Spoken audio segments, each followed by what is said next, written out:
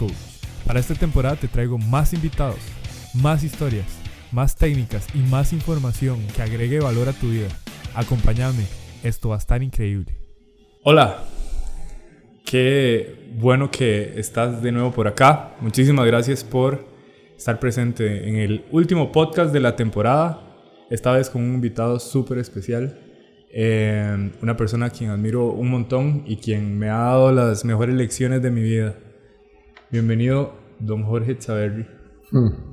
Gracias, para mí es de entera satisfacción y orgullo poder ser parte de este gran proyecto que ha iniciado Jorge, y espero poder compartir algunas de esas experiencias que la vida nos permite abordar en este transcurrir.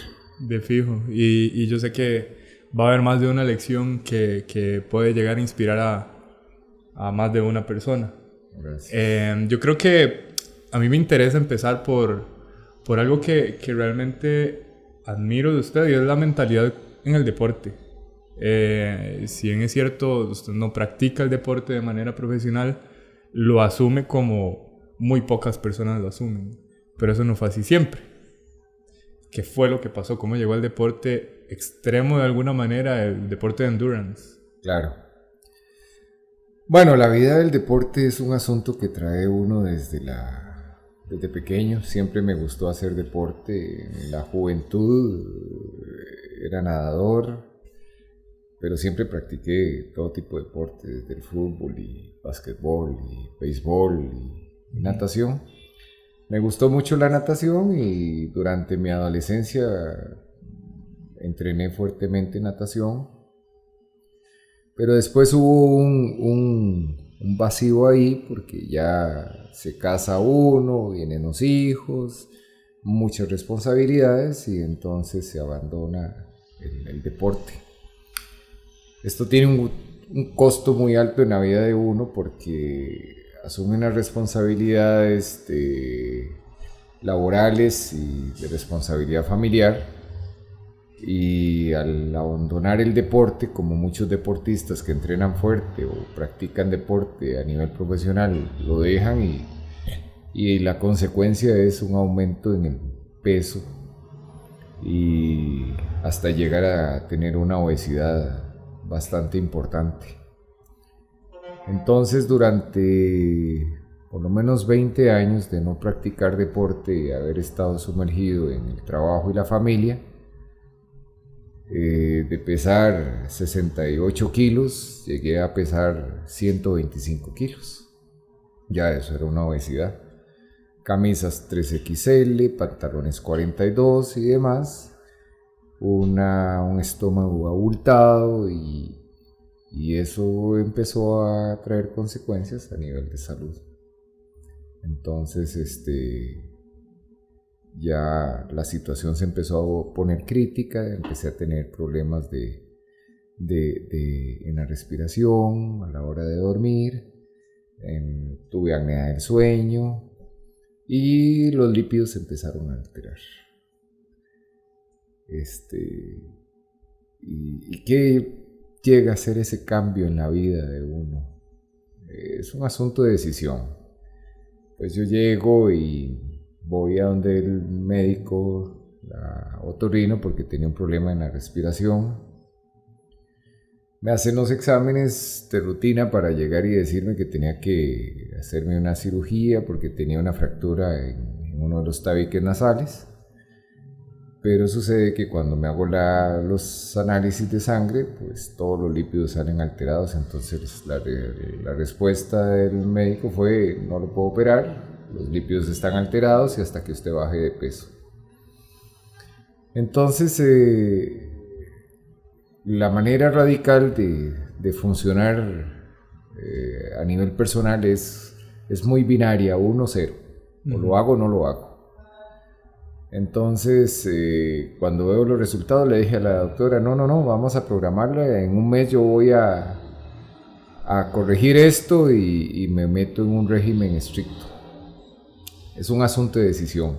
Yo llamé a la casa, hablé con mi esposa, le dije: mire, ¿recuerda esa bicicleta abandonada que tenemos ahí, que es el perchero de la casa? y es una bicicleta de spinning. Quítele todo eso porque hoy inicio un cambio en mi vida y no, esa decisión no es la decisión que uno dice, bueno, el lunes, el otro mes, la otra semana, no, sencillamente hoy inicio. Y a partir de ese momento hasta el día de hoy, todos los días hago ejercicio. Tengo una pregunta, ¿qué fue lo que le dijo el doctor o la doctora que lo vio en ese momento que le encendió ese uno para decir, bueno, hoy cambio mi vida? Bueno, muy sencillo, me dijo, usted necesita ser operado porque tiene un problema en el tabique nasal, tiene unas fracturas, no le permite respirar bien, y la única manera de abordar el problema era bajando los lípidos, perdiendo peso para poderme operar. ¿Y si no se operaba, qué pasaba? Entonces estaba en ese problema de la apnea del sueño. Según dicen los especialistas, los médicos, que en la apnea del sueño uno respira profundo, se queda y al rato vuelve, y que en una de esas hay dos condiciones que se pueden presentar. Una es un infarto o un derrame. Entonces ya está uno como en la línea de cuál es el estilo de vida que quiero seguir. Claro. Me quedo así y espero lo que venga, o hago un cambio radical. Entonces la decisión fue no, todavía me falta algunas cosas que resolver en la vida. Okay. Y necesito hacer un cambio radical, y esto depende solamente de mí. Como decía alguien, cada uno es cada uno, y entonces yo tengo que asumir la responsabilidad. Eso hace, es una posición como eléctricamente como de un interruptor, on-off. Yo decidí poner el interruptor en on. Y hacer el cambio radical. Pero el cambio radical no fue tan sencillo. Entonces yo llego a la casa, más o menos tipo 7 de la noche, andaba en una de las reuniones de empresa. Entonces primero a buscar ropa deportiva que ni siquiera tenía. Entonces tuve que coger como casi que las pijamas de dormir para poder empezar a hacer ejercicios. Me monto en la bicicleta, y imagínense una persona que pesa alrededor de los 175, 180 libras, y son 125 kilos, y entonces se monta en la bicicleta, y la bicicleta empieza a traquear porque es una bicicleta vieja, pero bueno, empiezo a hacer el ejercicio ahí. Son 275 libras más o menos, pero funcionó la bicicleta porque nada más aguanté como 3 minutos la primera sesión. Al finalizar la primera sesión, pues me faltaba todo, me faltaba el aire, me faltaban energías, y no me podía ni bajar de la bicicleta. Entonces, por la formación en la parte de ingeniería y de administración, a veces uno es así como un poco radical en decisiones, y entonces, o un poco cuadrado, y entonces dije yo, bueno, aquí lo que queda es qué es lo que tengo que hacer para bajar de peso. Entonces me metí en Google, y dije, bueno, sí, lo que necesito es comer solamente 700 calorías al día. Entonces voy a ver cómo necesito comer 700 calorías al día. Y entonces empecé a hacer una dieta sin ninguna base científica de nada más por intuición, decir, necesito 700 calorías. Y conste, esto tal vez es una lección aprendida, no es así de fácil. Uno debería recurrir a un profesional para que le dé una guía. Pero a veces uno cree que uno es autosuficiente, que puede resolver las cosas, y entonces yo creí que nada más era coger y aplicar 700 calorías. Claro, me funcionó porque yo soy muy radical, y entonces dije, como 700 calorías, y comía 700 calorías. Haciendo ejercicio y comiendo 700 calorías, el primer mes perdí 30 libras. Entonces, el resultado era que yo decía, bueno, cada 15 días me voy a hacer un examen de sangre. Y obviamente cuando me hago el primer examen de sangre, ya los lípidos habían bajado. Y además de eso empecé a perder el peso. Entonces eso me motivaba más a seguir adelante. El problema fue que cuando llegó el primer mes me puse verde. Muy sencillo, solo verde comía.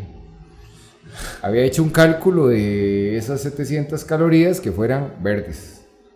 Y entonces yo creía que con solamente verde, con eso resolvía el asunto. Cuando llegue el segundo mes, entonces dije, bueno, no, tengo que incorporar dentro de mi dieta algo más de color. Todo de una manera empírica. De una manera como muchos a veces llegamos y decimos, queremos resolver los problemas de años en un momento. Seguí intensificando el deporte. Es curioso, yo salí a caminar y lo que aguantaba caminar eran 400 metros y llegaba a la casa y llegaba en malas condiciones porque no aguantaba caminar 400 metros. En la oficina yo tenía que subir 10 gradas y cuando terminaba la quinta grada, la 10ª grada, tenía que llegar y hacer una parada y empezar a tomar aire. Y así progresivamente fui intensificando el entrenamiento y además de eso incorporando la dieta. Pues entonces en el segundo mes incorporé frutas verdes, rojas y amarillas y entonces principalmente papaya y naranja. ¿Y qué fue lo que pasó? Al segundo mes perdí otras 30 libras, pero entonces ya no estaba verde, me puse anaranjado. Entonces, pero eso me tenía motivado porque ya estaba listo para que me pudieran operar. Entonces fui donde la doctora y le dije, aquí están los resultados, y me dice, sí, ahora sí, lo puedo operar. Entonces me operaron, me arreglaron lo del problema de respiración con el tabique nasal. A estas edades, cuando yo inicio este proceso, yo tengo 42 años y me quedaba pensando, bueno, ¿y ahora qué hago de deporte?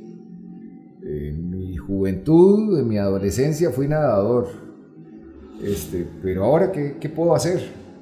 El fútbol no es algo que me guste, no me gustan los deportes colectivos. La carrera no me gusta mucho, pero no me queda otra más que correr. Y entonces empecé a hacer esta parte que tenía de que caminaba, lo empecé a incorporar a correr un poquito. Entonces corría 2 kilómetros, 3 kilómetros, 5 kilómetros y así empecé a correr.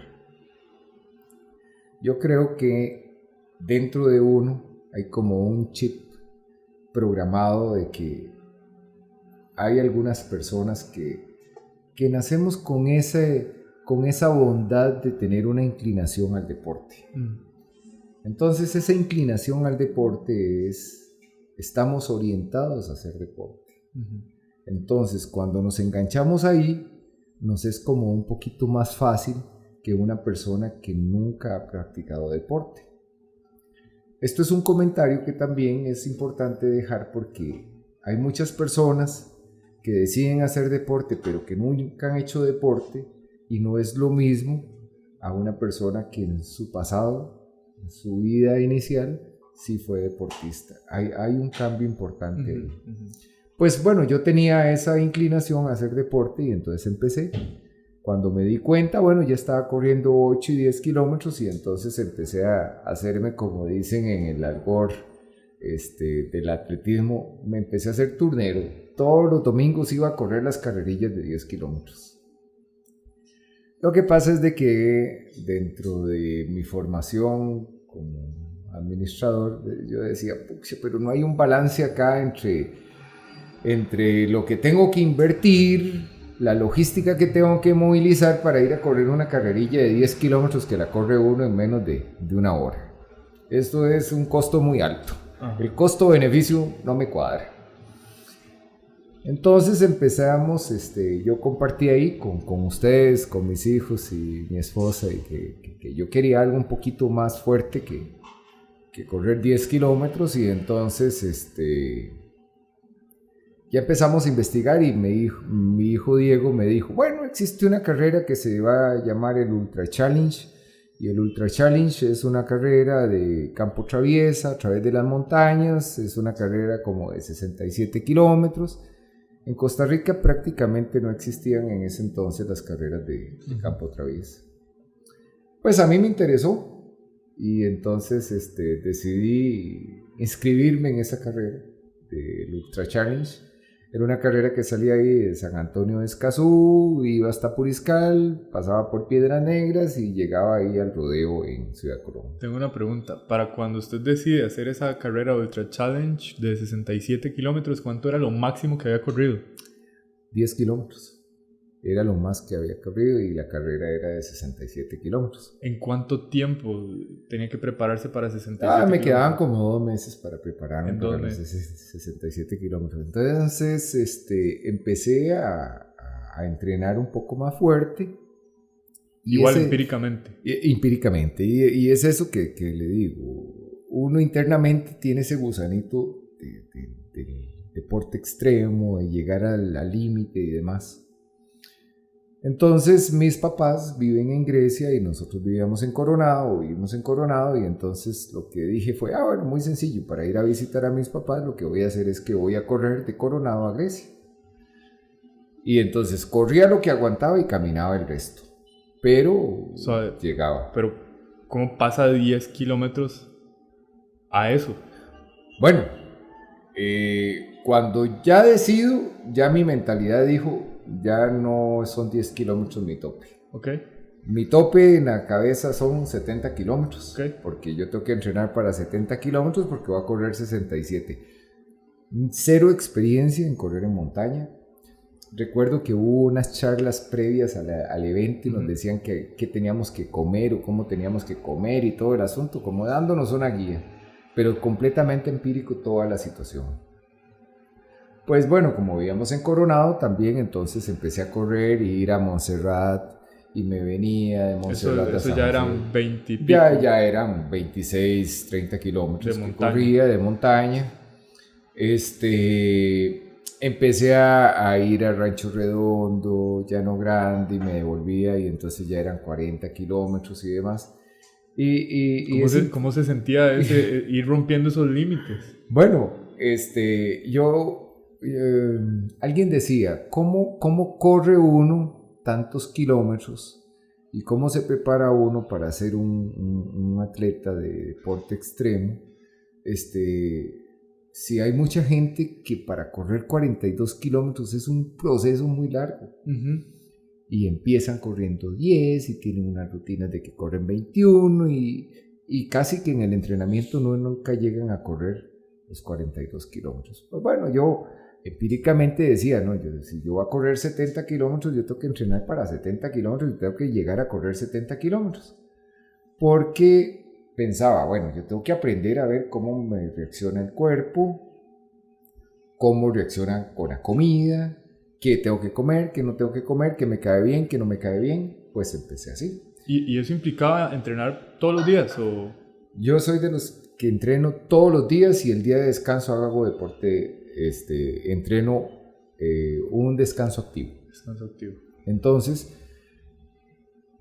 claro, eso también me fue favoreciendo porque fui perdiendo más peso. De tal manera que cuando yo llegué a la carrera del Ultra Challenge ya yo había perdido como alrededor de 70 libras. Entonces, pues se vino el día del evento. En eso recuerdo que estaban muy de moda los telefonitos estos, los StarTAC. Son como un ombligo. Que son como un ombligo, que eran los chiquititos Nokia y demás. Y entonces yo les había comprado a ustedes teléfonos para que tuvieran cuando iban a la escuela y colegio. Entonces, todos preocupados porque era una carrera que arrancaba en San Antonio de Escazú, subía a Pico Blanco, bajaba hasta Palmichal de Acosta, iba por Puriscal. Entonces, como nunca había ido a una montaña, como no la conocía, entonces me dieron un telefonillo de esos. El asunto es de que cuando yo salgo ya por Palmichal de Acosta, yo digo, voy a llamar a la familia para decirle que ya salí de la montaña. Y en eso que yo estoy llamando me distraje y perdí una marca y me perdí en la carrera. Entonces ya habían instrucciones de que si determinada cantidad de kilómetros o metros no encontraba uno una marca era porque estaba perdido y había que devolverse. Pues cuando yo salgo ahí, llamo y les digo que ya salí. Entonces sigo la carrera, me devuelvo, cojo la línea que tenía que coger y continué. Pasó esa carrera y yo dije, bueno, fue una muy bonita experiencia, pero esto no tiene auge en Costa Rica, esto no se corre y lo más que se escucha es Chirripó, pero bueno, yo no conozco Chirripó. Eso fue como en agosto. Cuando llegó diciembre hay una carrera muy popular que se llama la carrera San Silvestre, que es el 31 de diciembre, la última carrera del año. Entonces estoy ahí y vi unos corredores de la Ultra Challenge. Me los encontré ahí y ya me saludaron y me dijeron, ¿y qué ha hecho? Y bueno, aquí correr estas carrerillas. Entonces me dicen, ¿pero por qué no vamos a Chirripó? Nosotros vamos a entrenar a Chirripó. Y entonces le dije a mi esposa, pues yo me voy con esta gente para Chirripó. Pues llegamos a ir a Chirripó y a entrenar Chirripó. Y dentro del proceso llegamos a subir hasta 2 veces Chirripó en un día. Ya después, mis hijos que están más metidos en la información del deporte, lo que se hace en el país y lo que se puede practicar, ya me dicen que existe el Coastal Challenge, que es una carrera de 250 kilómetros aproximadamente en 5 etapas, y entonces que hay 2 modalidades, la Ruta del Fuego y después está la otra que es en la Costanera Sur. Pues entonces, como ese gusanito tiene uno de que no se conforma con carreras cortas, pues dije, hey, voy a contactar y me inscribo, y de verdad me inscribí en los Coastal y corrí como unos 6 Coastal Challenge. Es de las carreras más difíciles del mundo. Es una de las carreras más difíciles, son 5 etapas aproximadamente de 50 kilómetros por la montaña. Una arranca en Quepos y va al Valle del Savegre, viene a Dominical, sube hasta Tinamaste, baja por la Florida, llega a Bahía Ballena, sube por el Paso de los Indios, termina en Bahía Draque.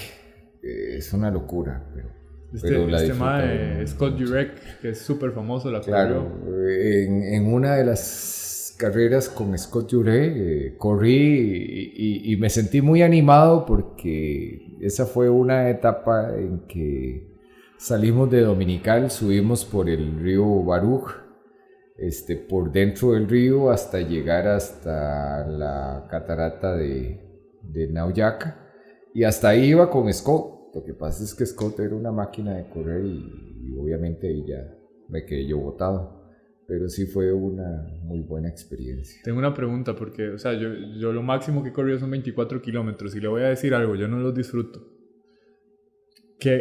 ¿Cuál es su experiencia dentro de esos kilómetros? La ultramaratón o los deportes extremos es como la vida. Uno tiene que alimentarse de metas cortas antes de llegar a la meta final. Y aquí se me viene a la mente un poema que decía que el viaje a Ítaca.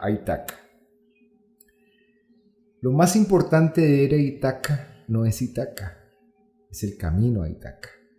Porque podría ser de que cuando llegue uno a Ítaca no sea tan bonito. Uh-huh. Pero si uno disfruta del camino, ya después no importa cuál es el destino. Yo disfruté del camino. Entonces, yo entendí que las ultramaratones y los deportes extremos se disfrutan en el camino. Entonces, con pequeñas metas que yo trazaba a través de una carrera prolongada, podía llegar y decir, voy disfrutando y cada vez que disfruto me animo a seguir. Okay. Y no lo veía como algo que sencillamente tenía que hacer. Muchas veces cuando llegamos y decimos, tengo que hacer esto, tengo que llegar, estoy más preocupado por el hacer que por el disfrutar. Y la vida es un disfrutar. Interesante. Y en ningún momento entonces la mente empezaba a meterle pensamientos ni nada. O sea, usted está metiendo el cuerpo en mucho estrés. Claro. ¿Y qué pensamientos entonces usted empieza a sustituir por los que llegan naturalmente? Bueno, por eso es que yo no creo mucho que si yo quiero hacer un proyecto de un deporte extremo con una carrera, una ultramaratón, por ejemplo, yo no creo que yo pueda entrenar cortas distancias para hacer largas distancias. Okay. Porque yo entreno largas distancias no solamente para la parte física, sino para la parte mental. Se lo pongo así. Una ultramaratón o un Ironman, que ahora vamos a hablar de los Ironman, no se resuelve con la parte física. Yo puedo llegar con conocimiento de causa y decir que el 50% del éxito de una competencia de estas o de una aventura de estas es 50% la cabeza, es la mente. El 30% la parte física y el 20% la alimentación. Entonces, yo no puedo pretender llegar a ir a correr 80 o 120 kilómetros pensando solamente o apostando a la parte física. Le pongo un ejemplo evidente. Generalmente la gente de cierta edad es la que corre estas carreras. Los jóvenes, a pesar de que tienen mucha condición física, no tienen esa madurez mental como para llegar y soportar la adversidad y ver en la adversidad la bondad. Eso fue lo que entrené durante todos estos años. Claro. Y pasa de ultras, luego a Ironman. Entonces ya había hecho varias ultra challenge y yo decía, bueno, pero yo quiero algo más fuerte. Entonces ya mis hijos me dicen, bueno, y existe triatlón. Entonces hice unos triatlones ahí, pero eran muy cortos y me dicen, bueno, pero existe el Ironman. Y el Ironman es más o menos 4 kilómetros de nadar, 180 kilómetros de bicicleta y una maratón. Eso me suena más interesante. Me voy a preparar para eso. Entonces llegué a hacer como 4 Ironman, 5 Ironman y unos medios Ironman. Y esa fue otra experiencia muy importante. El Ironman se disfruta el día del Ironman.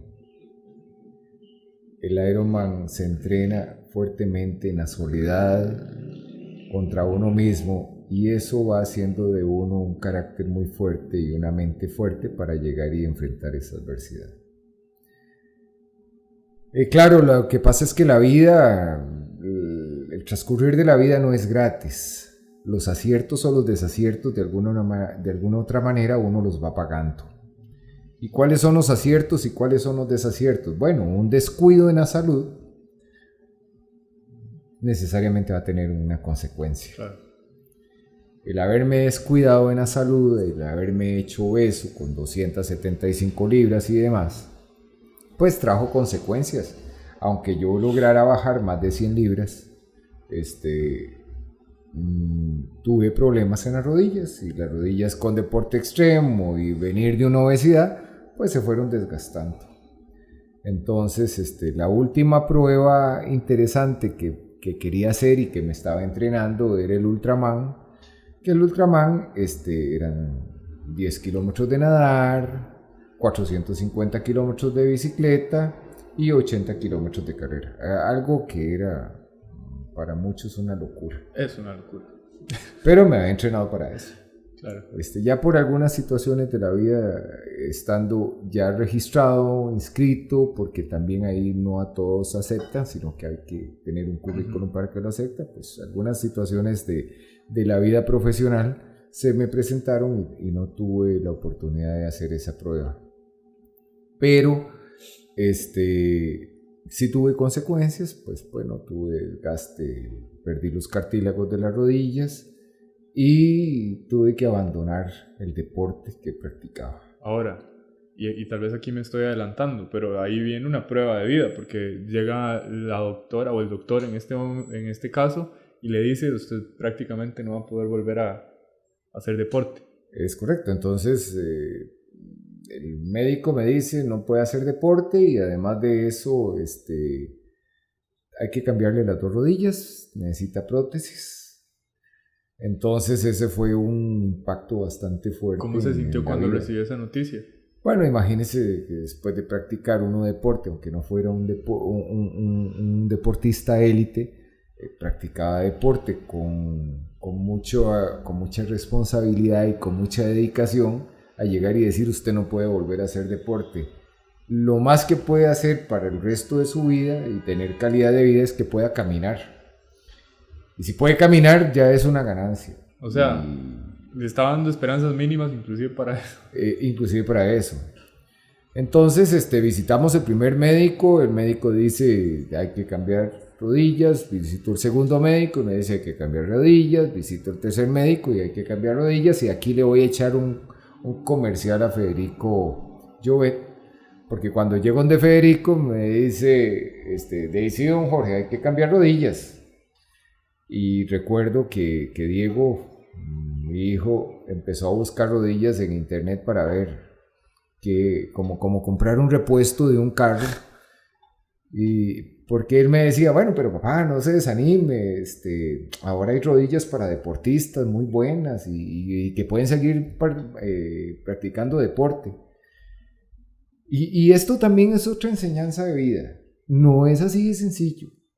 Las rodillas que le pueden instalar a uno son para caminar, son para quitarle los dolores. Esas rodillas que pueden usar los atletas élite son rodillas que económicamente no están al acceso de muchas personas, y por supuesto no están al acceso mío, porque una rodilla para un deportista es una rodilla que cuesta $50,000, $80,000, y ya eso más la operación y todo el asunto, entonces ya eso está fuera de las posibilidades. Ante esta situación, pues Federico me dice, mira, yo vengo llegando de Inglaterra, aprendí una técnica, ya no tenés nada que perder, si querés aplicamos esa técnica.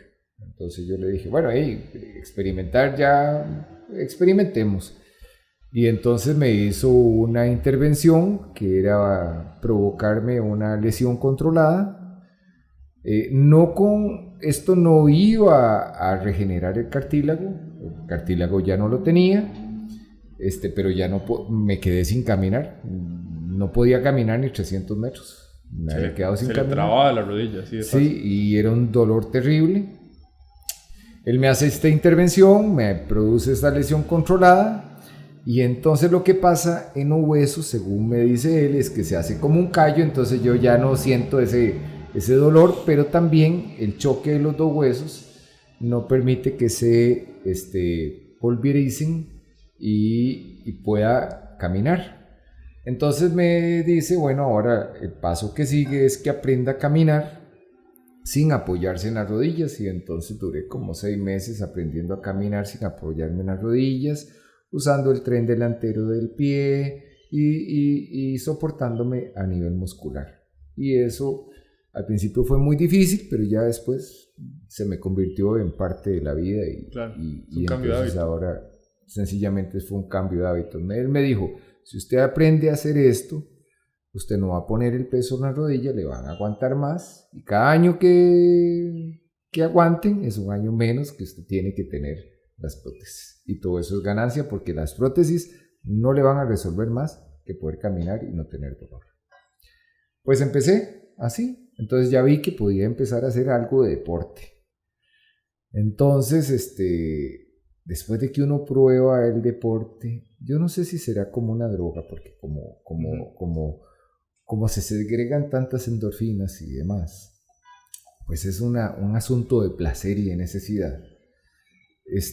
Yo dije, bueno, ahora puedo caminar, ahora voy a pensar en un deporte un poco más fuerte. Entonces empecé a caminar más aceleradamente, a subir y bajar gradas, y entonces tenía una meta, digo, yo podría ir al Everest.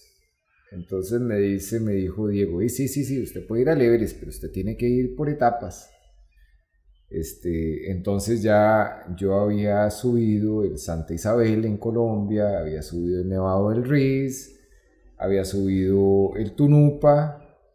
Y entonces decía yo, bueno, yo quiero ahora algo más fuerte. Entonces ya llegaron y me dijeron, bueno, pero ahí está el Kilimanjaro. Entonces dije, bueno, voy para el Kilimanjaro. Y fui y subí el Kilimanjaro, y en la hoja de ruta de mi vida que tenía, este año iba a tratar de hacer el Sajama y después esa Aconcagua, ya con miras en los Himalayas. Y sigue estando el proyecto, ahora nada más de que se ha retrasado por el asunto de la pandemia, pero el interés de llegar a llevarme al límite es algo que es una llama que siempre está encendida y que siempre hay un interés por llegar a alcanzar esas metas. Y posiblemente después de que vaya al Himalaya se me va a ocurrir alguna otra cosa, de tal manera de que siempre voy a tener una motivación para tener una razón para levantarme todos los días y entrenar. Claro, claro. Y a lo largo de todo este camino de estarse retando y de estarse poniendo metas que lo motiven a entrenar, ¿qué aprendizajes ha tenido? Bueno, yo creo que el primer aprendizaje, y es un aprendizaje que uno puede compartir con las demás personas, y es: el asunto de la vida es una decisión. Uh-huh. Y no depende de nadie más que de uno mismo. Y la motivación también depende de uno. Lo que me motiva no es lo que me digan los demás, sino lo que yo encuentre que me va a satisfacer. Entonces, encontrar esa motivación, y esa motivación no debería de ser a muy largo, debería de ser pequeñas motivaciones que me lleven allá. Como vuelvo al poema de Ítaca. Lo que hace bonito del viaje a Ítaca no es llegar a Ítaca, sino el camino. Y el camino es un camino pausado, pero con metas que me van alimentando cada día. Entonces, esa motivación o esa automotivación es lo que me permite llegar y alcanzar metas que a veces cree uno inalcanzables. Imagínense, no podía caminar, me tenían que cambiar las rodillas y llegar y decir, bueno, pude ir a subir Kilimanjaro. Pues es algo que lo motiva a uno. Pude hacer Ironman, pude hacer ultramaratones. Pues entonces yo creo que si yo lo pude hacer, mucha gente lo puede hacer. Marco Aurelio decía que si alguien lo pudo hacer, es humanamente posible. Es humanamente posible, exactamente. Dice, después de que le dijeron, ocupa cambio de rodillas, con costos va a poder caminar, si camina es un logro. Sí, subió el Kilimanjaro, pero también sé que subió 2 más, el Meru. Ah, sí. Y el Doña Lengay, que es la montaña de Dios. Aproveché que fui ahí y subí los 2 picos también altos ahí en Tanzania. En el tiempo que estuve, en menos de 20 días, pude subir esos 3 cerros. Pues esa es una gran motivación. Lugares exuberantes que llega uno a conocer y demás. Pero más que todo eso es la motivación personal de que dice uno, si se puede, entrega, dedicación, disciplina, esa automotivación y producto de esas pequeñas metas que va alcanzando todos los días. Me estoy dando cuenta, por lo menos con respecto a lo que está diciendo, que su automotivación tiene que ver con pequeñas metas. O sea, si no tiene pequeñas metas, va a ser más difícil el camino. Claro. Si yo tengo que llegar y perder 50 libras, ajá, y si mi mente está en 50 libras, no me voy a motivar hasta que llegue ahí. Pero si yo cojo esas 50 libras y las desarmo en 10 etapas, 10 metas, entonces yo voy a ir alcanzando metas más frecuentemente, y entonces eso va a aumentar mi motivación. Cuando yo entreno, yo me motivo pensando en que voy a hacer algo mejor mañana, y algo mejor pasado mañana, y algo mejor la otra semana. Esos son pequeñas metas que me van dando motivación frecuente para sentir animado. No hay nada más cruel que entrenar este tipo de deportes, porque este tipo de deportes se entrena en la soledad, se entrena en la madrugada, nadie lo ve, nadie le echa porras, nadie lo anima, sencillamente es uno contra uno. Entonces necesitamos esas automotivaciones. Total, total. ¿Hay algo de esa mentalidad que se pueda trasladar a los negocios? Por supuesto. La vida de los negocios es una maratón también. Hay que llevarla en etapas. Y el que gana no es el que llega primero, es el que llega. Las ultramaratones, pues obviamente siempre hay un ganador, alguien que llegó primero, pero las ultramaratones son deportes tan extremos que el llegar ya es ganancia. Y así es la vida, y así son los negocios. Los negocios no es qué soy hoy, sino cómo voy a trascender en el tiempo. Y eso es un proceso que hay que cultivarlo, que hay que alimentarlo para poderlo llegar y conjugar. Uh-huh. Usted tiene una experiencia bastante grande en los negocios. De hecho, lo que yo sé de negocios prácticamente lo aprendí de usted. Me gustaría saber, yo sé que no hay fórmula exacta, pero por lo menos según usted, ¿cuál ha sido la clave de su éxito? Bueno, tal vez esta mentalidad del deporte, conjugada con el conocimiento, llega a germinar en el abordaje de los negocios. Yo creo que los negocios hay dos maneras de verlo, desde un edificio, desde la azotea del edificio o desde la altura del monte. Cuando usted ve el horizonte es la manera en que usted puede llegar y ver el negocio. Yo creo que desde muy niño tuve esa inclinación de ser un comerciante. Y me gustaron los negocios. Entonces ese desarrollo innato que trae uno es el olor al negocio. Pues hay algunas personas que tienen unas oportunidades y otras y bueno, en el caso personal yo abordé una vida muy temprana de responsabilidad, teniendo 3 hijos muy seguidos, casándome de 20 años y demás, y entonces eso me obligó a que tuviera que estar velando más por las responsabilidades del hogar, por llevar el sustento y por tener el techo, que por potencializar esta capacidad de negocios. Entonces durante 29 años trabajé para una empresa. Ha hecho de todo en la vida, desde chapear y desde tener que reparar las torres en las repetidoras del volcán Irazú, hasta llegar a una empresa en la que duré prácticamente 29 años. Creía que ya el futuro lo tenía resuelto porque no solamente tenía 29 años de trabajar, la empresa estaba bastante estable y sólida y además de eso éramos socios. Por algunas desavenencias o incompatibilidades de visión del negocio, tuve que abandonar este negocio y empezar. Entonces esto es la vida, que es una maratón, y llega uno y lo que se encuentra es un río, y entonces ahora sí, hay que cruzar el río. Y entonces la única manera de cruzarlo es echándose al agua. En las experiencias de vida muchas veces llegamos al río y decimos hasta aquí llego, no puedo pasar porque el río es muy, muy largo, porque tiene mucha corriente, porque hay cocodrilos o porque hay cualquier cosa, y entonces busco una justificación. Pero en la vida yo llegué a la orilla del río y dije, bueno, aquí tenemos que echarnos, y entonces después de pensar de que teníamos el futuro resuelto a nivel personal y a nivel como familia, hubo que empezar de nuevo, y entonces hay que echarse al agua y nos echamos al agua, y me eché al agua y formamos una empresa que es Ingeniería y Tecnología Aplicada.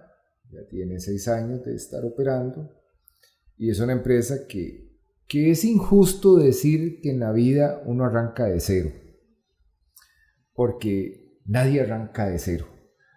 Esas palabras que a veces dicen, bueno, vamos a hacer a reinventarnos. No, eso no existe. Ya todos estamos inventados. No estamos arrancando de ceros. Lo que tenemos que hacer es, vamos a enfocarnos. Vamos a reenfocarnos en algo diferente. Pero ya estamos listos. Sería injusto llegar y decir, arranco de cero. Arrancaba con contactos, con conocimiento, con el apoyo de ustedes como hijos, como familia, y decidimos hacer un emprendimiento con una empresa enfocada en la ingeniería y estructuramos una nueva empresa y arrancamos con una nueva empresa. Entonces eso fue como cuando empecé el deporte, que había que arrancar con algo y que había que echarse al agua, pues así lo mismo hicimos. Y ese arranque, yo me acuerdo, o sea, fue fuerte. O sea, no cualquiera aguantaría un arranque de esos. Bueno, como todo en la vida, nada es gratis. La entrada al baile hay que pagarla, como dice el dicho. Así como en el deporte, si usted quiere hacer un Ironman, que es algo que muchas personas desearían hacer, eso no es gratis, eso tiene un costo y el costo se llama dedicación, entrenamiento y disciplina. Pues muchas personas quieren hacer un emprendimiento, pero el emprendimiento requiere dedicación, disciplina y orientación, tener claro qué es lo que quiero hacer. No podemos especular, no podemos inventar el agua tibia. Uno tiene que llegar y decir, voy hacia determinada meta y esto es lo que tengo. Entonces, sentarse en la realidad, plantear el proyecto y caminar en busca de ese proyecto. Lo menciono porque sé que, o sea, hay muchas personas que crean un emprendimiento y creen que en el primer año ya van a tener ganancias, que van a tener los mismos ingresos que tenían capaz que vendiéndole su tiempo a otra empresa, y ustedes pudieron mantenerse firmes en dirección a una meta a pesar de pulsearla bastante fuerte al puro inicio. Claro. Voy haciendo la analogía con el deporte. Ajá, yo no puedo correr una ultramaratón si lo que estoy corriendo son 5 kilómetros. Entonces, yo tengo que estar claro de que yo tengo que hacer un sacrificio de entrenamiento, y ese entrenamiento es en el tiempo y con metas para llegar y desarrollar un negocio. Entonces, cuando nosotros iniciamos ITECNA, que es Ingeniería y Tecnología Aplicada, teníamos muy claro, sabíamos, bueno, tenemos que crearnos un nombre, tenemos que mostrar el producto, tenemos que desarrollar bien el producto, tener la conceptualización del negocio para poder salir al mercado. Claro, lo que pasa es de que en este caminar no es así tan fácil. Eso, hay las variables sociales, las variables de las relaciones juegan papeles positivos y negativos. Me explico. Cuando uno va a tomar una decisión de estas, va a sonar muy cruel, casi como satánico lo que voy a decir. Muchas veces el principal enemigo es la familia. No sabe uno si porque lo apoyan o porque no lo apoyan. Porque cuando uno habla con los papás, con los hermanos, con los parientes cercanos, la gente lo único que hace es ponerle trabas y trabas y trabas y trabas y trabas. Entonces, yo creo que cuando uno decide hacer un emprendimiento, a los que menos debe escuchar es a la familia. La familia, parientes, ya el núcleo más cercano, pues es otra historia. Porque uno no sabe si lo que quieren es que uno progrese o si lo que quiere es de que tenga una codependencia del núcleo familiar. Lo otro es de que los amigos en una mano le sobran como un montón de dedos a uno.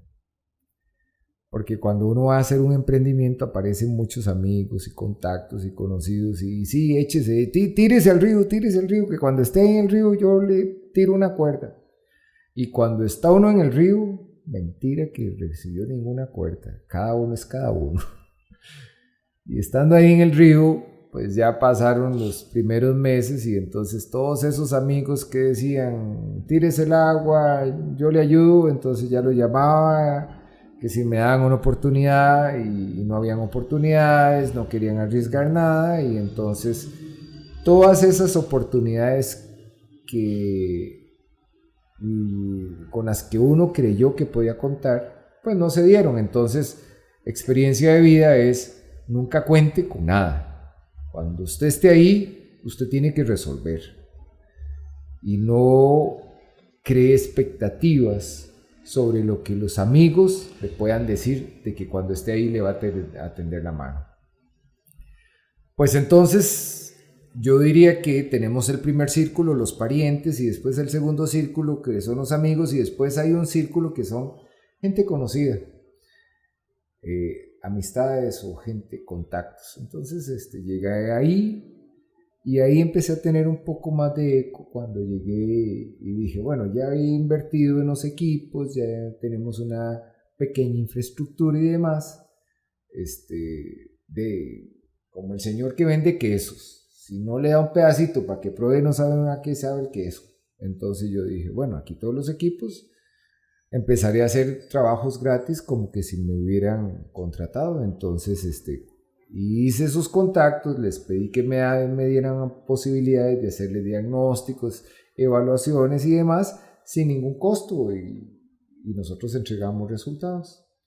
Y así recuerdo que, por ejemplo, empresas como DHL, Firestone y algunas otras nos empezaron a dar esas oportunidades y esto nos permitió ir creciendo también en un currículum, ir mostrando la capacidad que teníamos y esto fue muy importante porque el primer año fue crítico. El primer año hicimos una factura y obviamente cuando cerramos el periodo cerramos con pérdidas bastante grandes. Habíamos pensado que el proyecto en un año no íbamos a tener ingresos, que todos los que estábamos involucrados íbamos a vivir de los ahorros, pero sucede que cuando se llegó el segundo año apenas empezábamos a tener pequeñas oportunidades de negocios.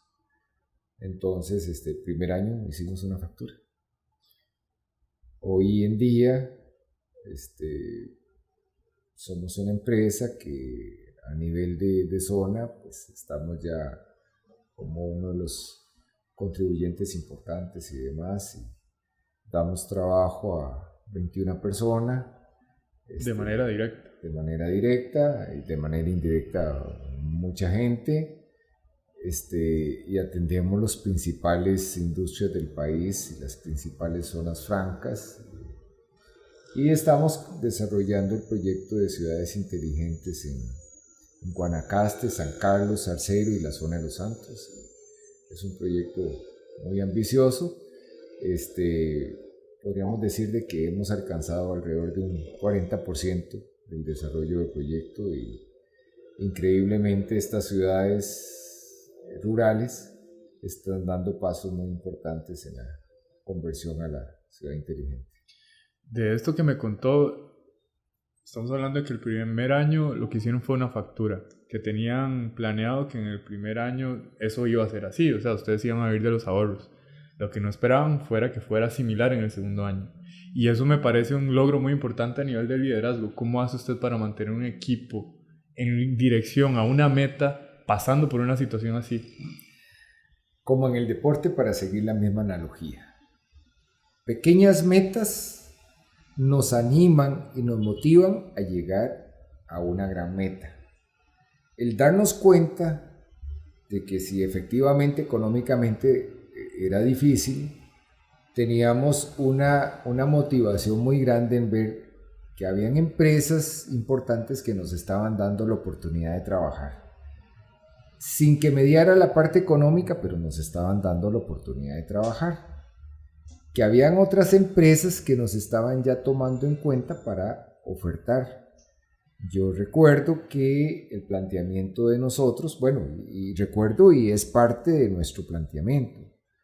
Nosotros llegamos no a desplazar la competencia, sino a plantearnos como una alternativa.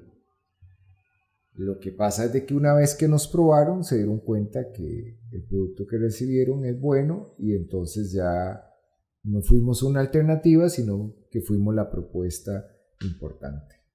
Entonces, el poder ver en el tiempo cómo la gente empezaba a valorar el trabajo que hacíamos nosotros, pues nos dio una razón para decir, bueno, vamos teniendo sentido en lo que estamos haciendo.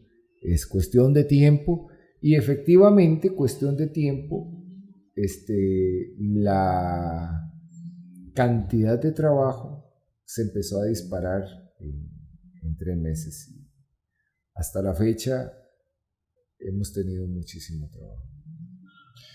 Wow, la verdad que me parece muy, muy importante tomar en cuenta que el colocarse pequeñas metas en dirección a algo es un factor importante para usted y como líder también para transmitirlo a los colaboradores. Usted tiene un equipo de personas súper capacitadas que lo apoyan en dirección a una meta, pero definitivamente la labor de comunicación de esas pequeñas metas, la dirección hacia dónde va el equipo y todo eso es algo de admirar también.